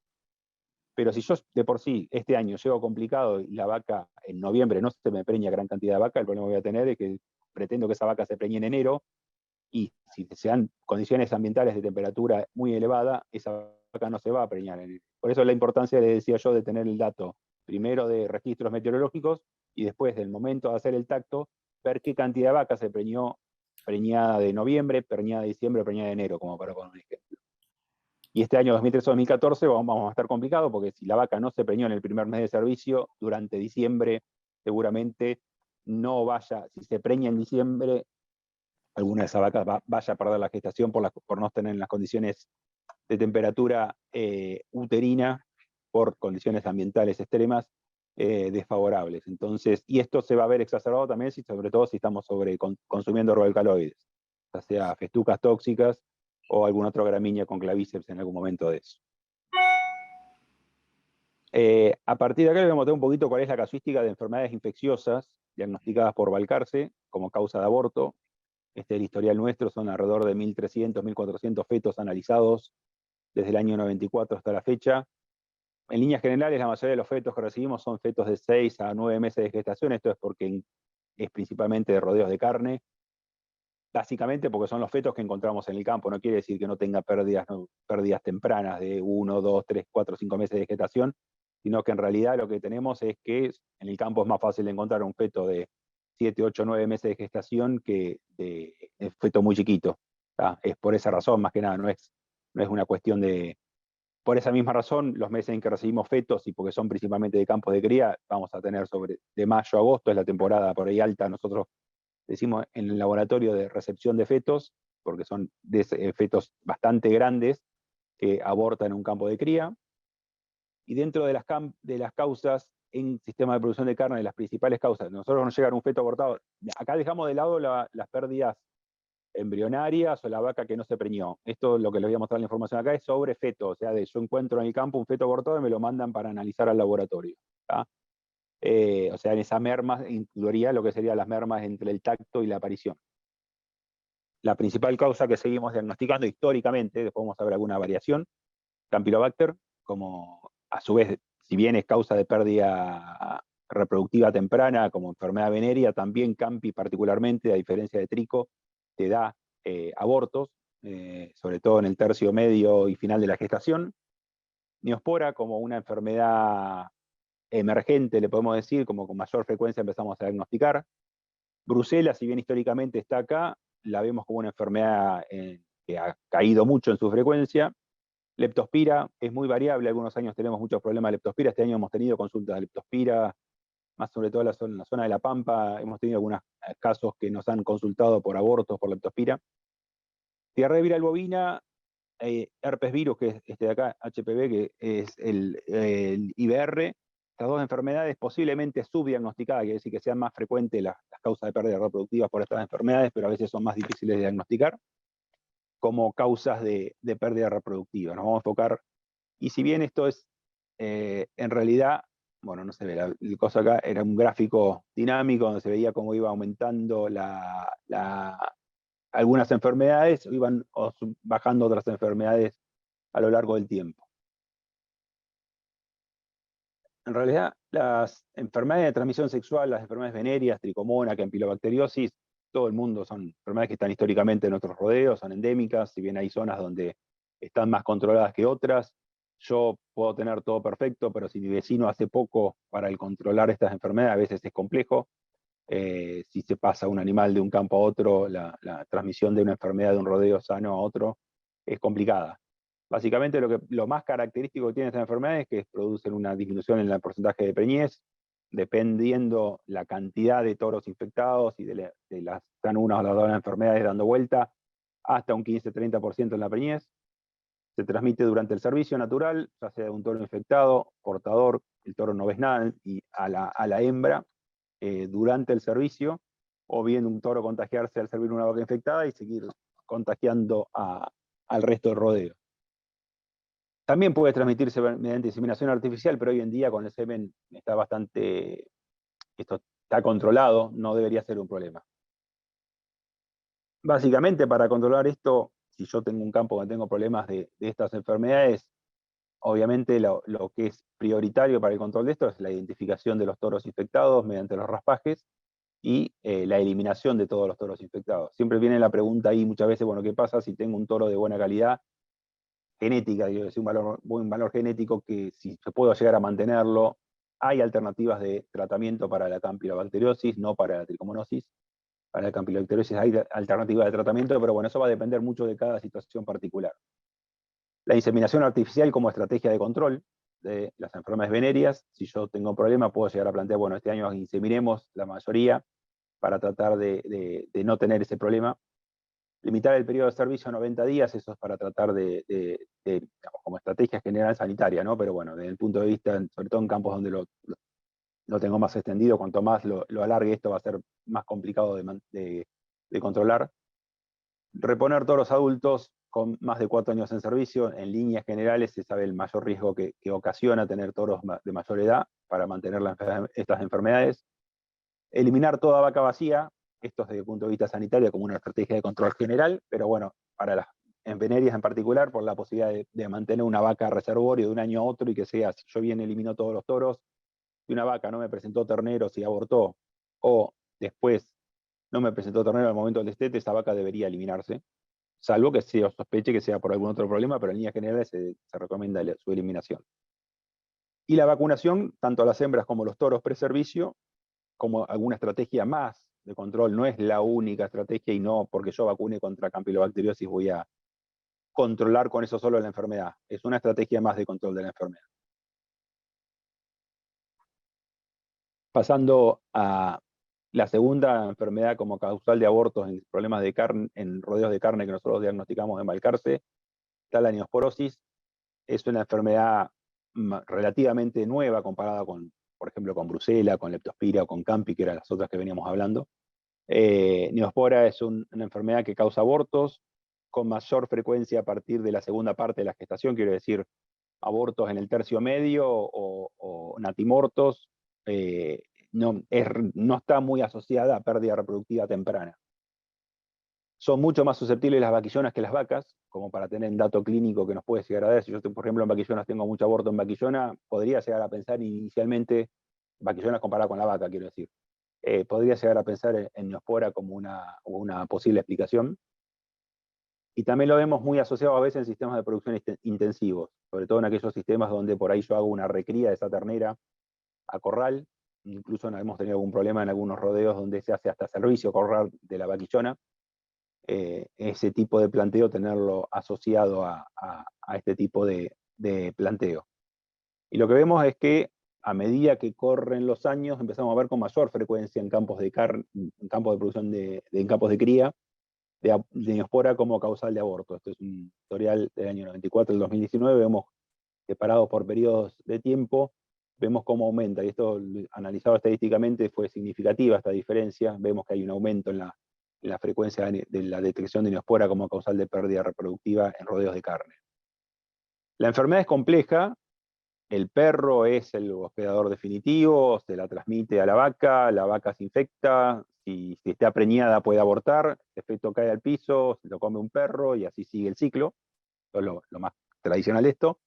Pero también hay que pensar que lo más común que ocurre es que una vaca está infectada, tranquilamente pueda llegar a gestar y nacer un ternero sano, clínicamente sano, pero infectado. Y ese ternero es una ternera, me la quedo en el campo, futura vaquillona, entra al servicio y me mantiene la enfermedad el rodeo. Y esa vaquillona por ahí en el primer servicio tiene más chance de abortar. Esa es la principal vía de transmisión que ocurre en nuestro sistema. Entonces, para controlar esto tenemos estrategias. Digamos, evitar que el perro en el campo esté dando vueltas es complejo a veces, entenderlo. Entonces, por ahí lo que podemos llegar a pensar es, bueno, sangrando la ternera y no quedarme con ternera positiva. Pero bueno, depende, esto después lo podemos llegar a charlar porque no es una herramienta general que se recomiende siempre sí o sí. Primero tenemos que tener evidencia clara de que en el campo realmente Neospora es causal de un problema, ¿no? Como para meterlo en una receta sanitaria. Por eso lo importante es conocer la situación de cada campo. Primero saber si Neospora realmente es causal de aborto o no, porque yo sangre una vaca que abortó y es positiva, la sangre me da positivo a Neospora, que tiene anticuerpos contra la Neospora, ya con eso es suficiente para decir que tengo que empezar a controlar Neospora, sangrar toda la ternera. Tenemos que tener un poquito más de evidencia para eso, después podemos charlar, por ahí evaluar la seroprevalencia, a ver qué porcentaje de vacas infectadas, porque no hay ningún campo que tenga vacas sanas, que completamente 100% negativo, siempre hay alguna vaca infectada. En cría, en líneas generales, vemos hasta 5, 10%, 15% de vacas seropositivas, o sea, vacas infectadas, entonces, y a veces sin mucho aborto. Entonces eso hay que ser un poco más precavido en cómo encarar esta enfermedad. Si yo sé que tengo problema grave de Neospora en el campo, el sangrado preservicio de las vaquillonas y eliminación es una posibilidad. O el servicio acondicionado, esto lo podemos plantear como en un campo, si tengo vaquillona, mucho vaca positiva, darle servicio de alguna forma para saber que no me quede con ese ternero. Por ejemplo, si yo tengo un rodeo Angus, le doy servicio con semen o con toro Hereford, entonces todo lo careto no me lo quedo, como futura reposición. Eso como para poner un ejemplo sencillo de eso. Brucelosis, vemos, a la diferencia de lo que es Neospora, vemos que cada vez con menor frecuencia, abortos por brucela, siempre existen, este año tuvimos ya algún feto abortado por brucela, pero en líneas generales vemos que es una enfermedad que ha ido reduciéndose, y básicamente solo con el programa de control nacional de brucelosis, con la vacunación de las terneras, es la única herramienta que en líneas generales ya demostró ser efectiva, si bien hoy en día se han impuesto otras medidas como es la serología, pero bueno, hasta ahora en realidad lo que vemos es que solamente con el hecho de haber vacunado obligatoriamente a toda la ternera ha sido una muy buena herramienta para por lo menos disminuir la causa como causal de esta enfermedad. Leptospira, lo más común que nosotros nos enseñan en la facultad es el tema de que te da abortos en el último tercio de la gestación, en forma de tormenta, mucha cantidad de vacas que abortan en el último tercio de la gestación. Esto es así, pero también hay algunos serobares de leptospira, algunos tipos de leptospira que te pueden llegar a dar otro tipo de pérdidas, o sea, vaca que no se preña, por ejemplo.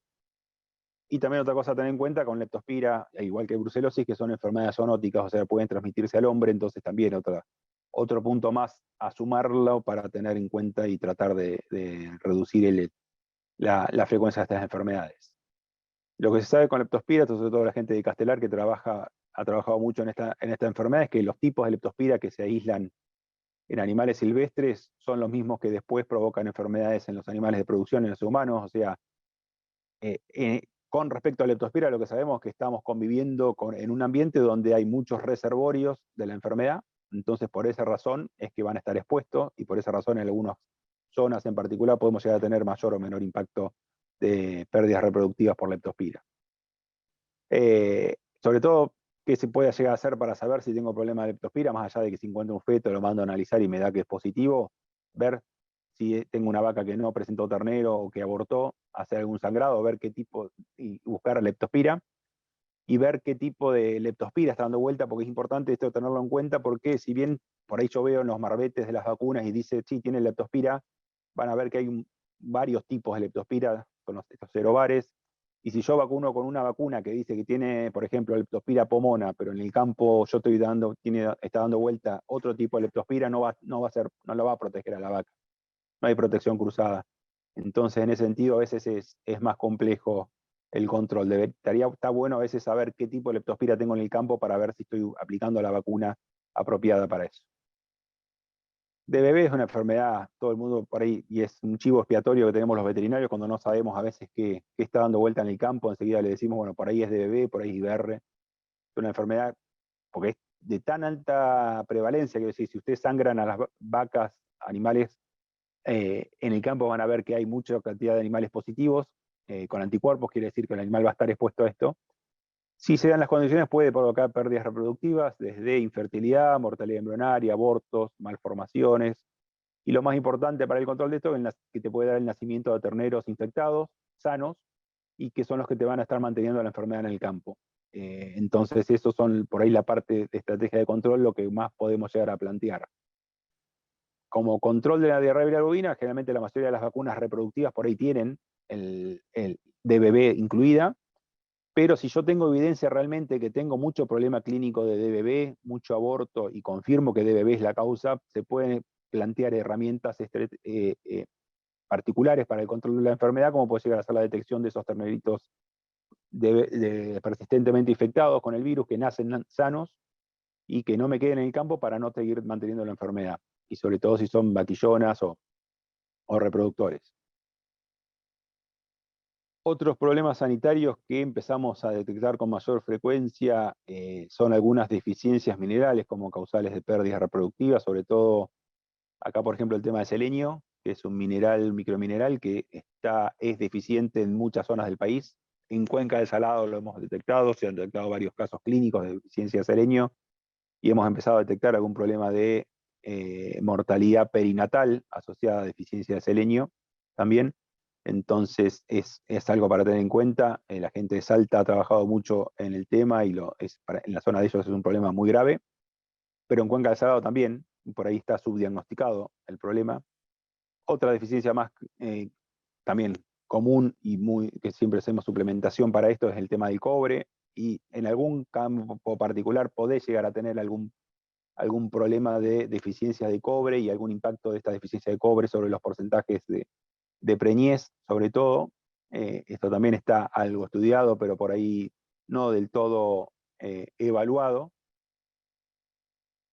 El tema de manejo de los animales durante el servicio, por un lado, y durante la gestación, el traslado antes del día 30 cercanos al parto, el impacto que puede llegar a tener en alguna pérdida reproductiva en ese momento, las dietas, ¿no? Que mencionaba hoy, digamos, valor energético negativo, balance energético negativo, ya habló algo Sebastián con respecto al tema de la restricción.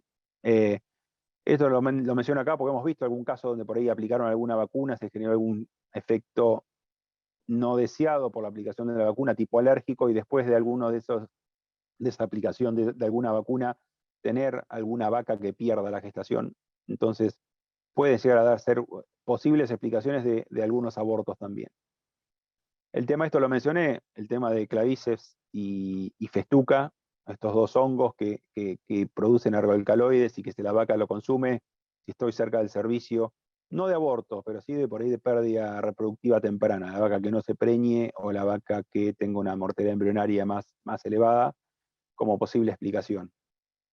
Tratar de no llegar a esto, llegar a, digamos, como que me ocurre en la gran mayoría de los casos, es que yo termina la aparición y me doy cuenta que me están faltando muchos terneros, porque en realidad si me doy cuenta en ese momento, como para hacer diagnóstico de eso, va a ser muy difícil, porque tomar una muestra de sangre de una vaca que no presentó ternero, hay muchas de estas enfermedades que pasaron hace mucho tiempo ya, entonces los resultados que vaya a obtener van a ser poco confiables.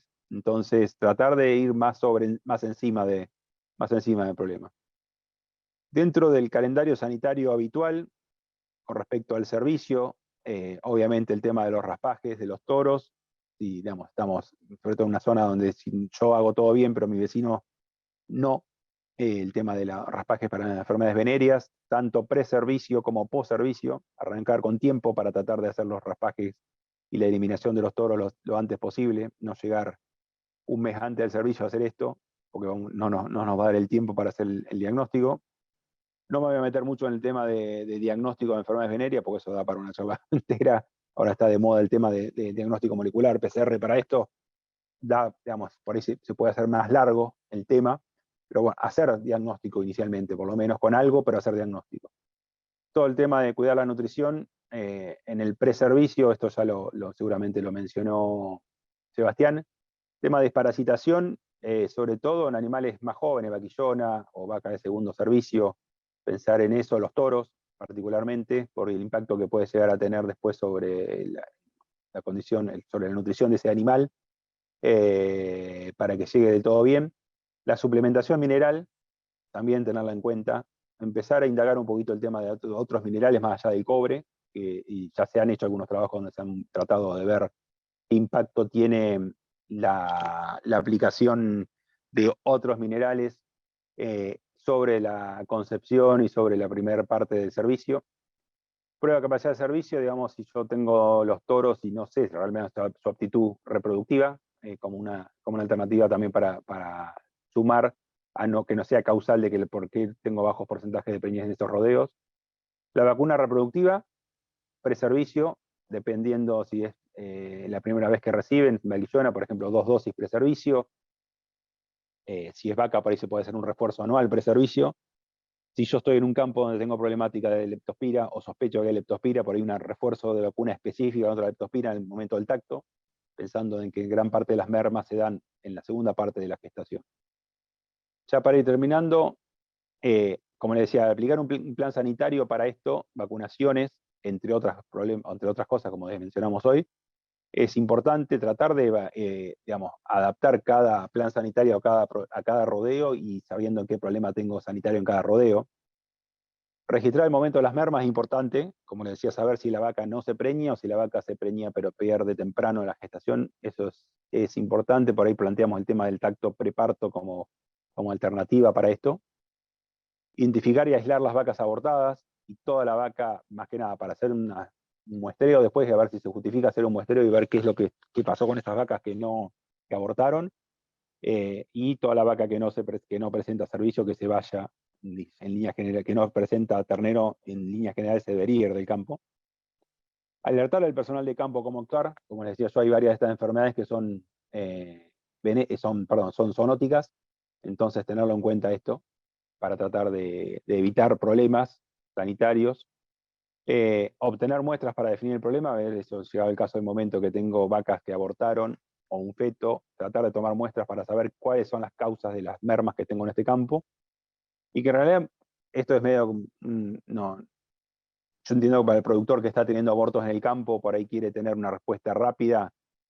En la gran mayoría de los casos, lamentablemente, la solución inmediata para el problema que está ocurriendo no va a ser inmediata, justamente, salvo una cuestión puntual como puede llegar a ser el tema de leptospira, donde yo podría en un brote de abortos aplicar antibiótico, aplicar vacuna.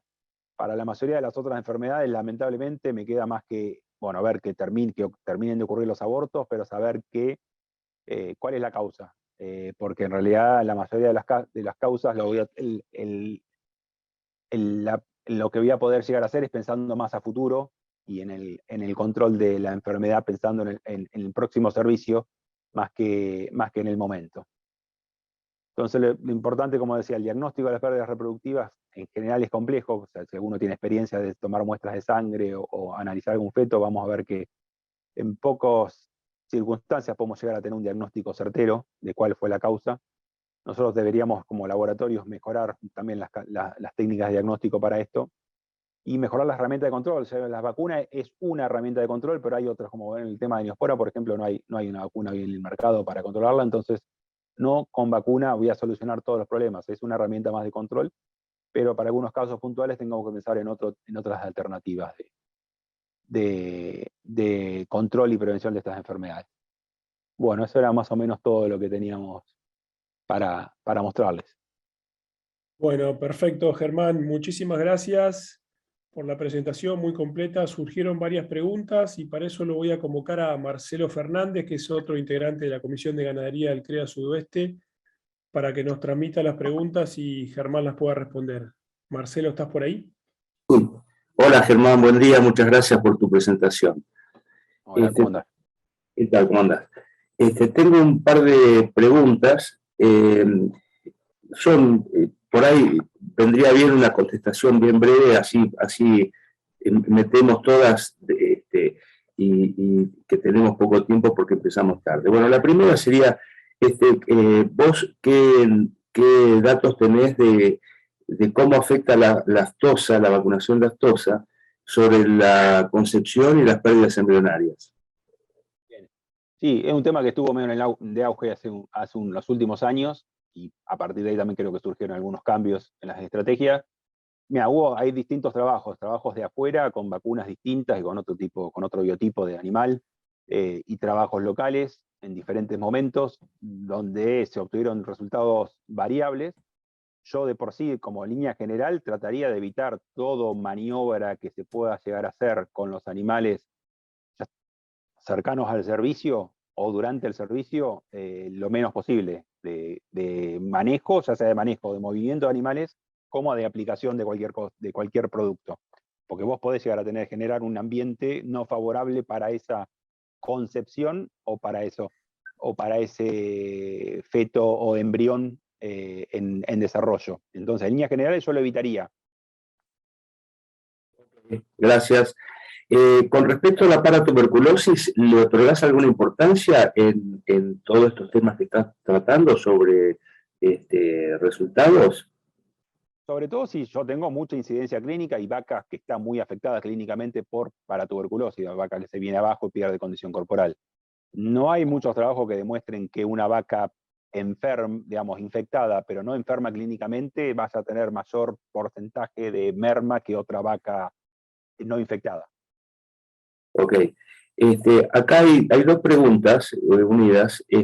Preguntan si la neospora puede estar influida por factores climáticos, o sea, si estar en zonas secas, áridas o zonas muy húmedas cambia la prevalencia de la enfermedad.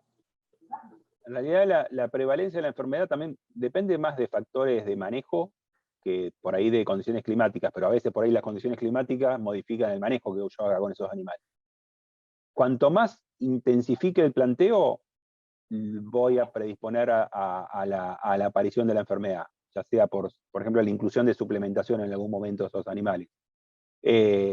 Después, si las condiciones climáticas pueden llegar a modificar el ambiente, con respecto, ya digo, por ahí un tema puntual que nos hacen siempre la pregunta, el tema del zorro, por ejemplo, que siempre surgen todas las preguntas, el tema del zorro en el ambiente. No, hoy en día todavía no tenemos evidencia que el zorro pampeano, el zorro nuestro, digamos, sea transmisor de la enfermedad. El único animal que sabemos que la puede llegar a transmitir es el perro. Si está el perro involucrado en el ambiente, puede llegar a ser la forma de introducción de nuevos animales infectados. Eso es lo único que puedo llegar a decir. Y después, cómo el ambiente puede llegar a modificar una vaca que ya está infectada también, digamos, si esa vaca está estresada, por ejemplo, por decir en algún momento puede llegar a hacer que la enfermedad se manifieste clínicamente más fuerte y tener más cantidad de abortos. Pero bueno, es por ahí un poco más compleja y ahí ya tenemos que poner un poco a guitarrear para tratar de dar alguna explicación. Ok. ¿Vos desparasitarías las vacas con bajo estado corporal y o de segundo servicio? Sí, si la vaca está en baja condición corporal, la vaca toro, en baja condición corporal, posiblemente sí se justifique, y la de segundo servicio particularmente, pero si está la vaca en general, si bien se sabe que la vaca, a diferencia de lo que pasa, por ejemplo, con los ovinos, que generar inmunidad contra los parásitos es más complejo, en el caso de los bovinos, si bien uno sabe que va a ir generando inmunidad el animal, si se dan las condiciones, una vaca puede llegar a estar inmunosuprimida y a tener problema clínico por parásitos, sobre todo también dependiendo mucho de las condiciones del año, porque eso sabemos que el ambiente influencia mucho en la posibilidad de que este animal levante carga parasitaria. Entonces, si se dan las condiciones y si está en mala condición corporal, posiblemente sí se justifique. Germán, ¿qué muestra tomarías para el diagnóstico del selenio? Para el diagnóstico de selenio lo que usualmente se toma es muestra de sangre entera, a diferencia, no se hace sobre suero, sino sobre la sangre con anticoagulante. Sobre esa muestra es la que se utiliza para hacer la medición de selenio. No hay muchos laboratorios para hacer ese diagnóstico, pero con esa es la muestra que se puede llegar a tomar. En el caso del toro, ¿vos considerás útil el diagnóstico de ureaplasma y clamidia? Sí, digamos, sí. No sé si vas a conseguir muchos laboratorios que te lo hagan. Hay algunos grupos de investigación que están empezando a trabajar. Ureaplasma es una causa frecuente cuando ya descartaste todo el resto de los problemas clínicos sanitarios de tu rodeo. En los países donde empezaron a investigar otras posibles causas de pérdida reproductiva, están empezando a detectar como posibles causas de pérdida reproductiva. Hay que ver, digamos, hasta dónde se le da peso a eso como causal, porque podés llegar a tener incluso en algún animal de la detección de estos agentes y no necesariamente tener graves pérdidas reproductivas. Entonces, son bacterias que pueden estar en el ambiente reproductivo genital, por decirlo de alguna forma, y después hay que ver si realmente tienen implicancia o no como causal de pérdida reproductiva. Bien. Y tengo una pregunta que daría para un congreso, pero bueno, te lo voy a hacer. ¿Qué opinás del uso de la RD51, aclaro, vacuna contra brucelosis, en rodeos de alta prevalencia? Sí, digamos, ahí no puedo decirte mucho porque en realidad, yo entiendo, depende de dónde estamos, es una vacuna que en el mercado no está. O sea que, más allá de cualquier cosa que te pueda llegar a decir, excede un poco a lo que, a lo que te puedo, porque no es una vacuna que si alguien la introduce, lo hace de manera ilegal a nuestro país. Se ha demostrado que dependiendo la circunstancia puntual de cada establecimiento, podría haber sido llegado a ser una muy buena medida para sumar al planteo de control de la enfermedad. Pero bueno, es una vacuna que no está en el mercado, así que mucho no te puedo llegar a decir desde ese punto. Desde el punto de vista técnico se ha demostrado, hay muchos trabajos previos de diferentes grupos de trabajo, donde se han mostrado los pros y los contras de su inclusión. Pero bueno, básicamente, también la información que yo muestro acá es que de por sí la vacuna, la que se viene aplicando históricamente acá en Argentina, ha demostrado ser eficiente con la estrategia esta de control a largo plazo. Después sí, entiendo puntualmente que campo a campo dependerá la situación epidemiológica de cada campo. Hoy en día que se han empezado a investigar en algunos campos puntualmente con el tema de los DOEs y empezamos a ver que realmente una enfermedad que por ahí parecía que estaba un poco desapareciendo, hasta cierto punto se ve que todavía está bastante presente. Siempre, cada tanto tenemos algún aborto por brucela en el laboratorio, con menor frecuencia que lo que pasaba hace 20, 30 años. Pero bueno, no te puedo decir mucho más que eso. Bien, y acá va una pregunta mía, voy a aprovechar que tengo el micrófono. En tambo se mide el riesgo de vaca caída por hipocalcemia, asociada a hipomagnesemia, midiendo el pH de la orina en la vaca seca.